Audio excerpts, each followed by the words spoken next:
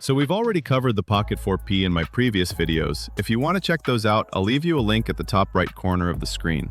But there are some very interesting updates about it with a new teaser that's been floating around that can actually be the key to understanding a lot of the things that'll make this product stack up against the competition.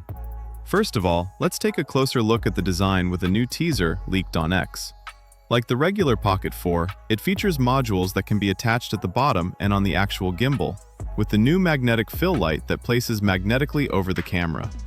Under the screen, there are two new buttons. One is customizable, and the other controls the zoom, and it allows you to switch between the two lenses.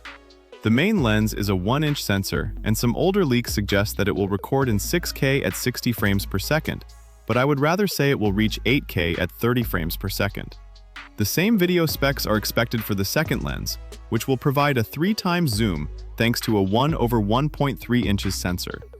This video shows different color codes alongside the images, something that might refer to the color reproduction accuracy, keeping no differences between the zoom and the normal lenses.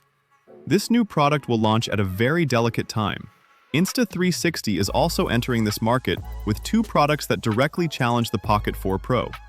Aside from the specs and the technical differences, something that can make the DJI more compelling is the integration with other products, like the new Mic Mini series or the Osmo Mobile 8 Pro, that will have a detachable controller that can remotely operate the Pocket 4. Unfortunately, the price will definitely be higher than the Pocket 4, potentially reaching €700 for the base model and even above €800 for the Creator Combo. It will be released between the end of May and June, so stay tuned for more videos about it that will surely come during the next few weeks. Make sure you're subscribed to not miss any new update, and drop a like if this video was helpful.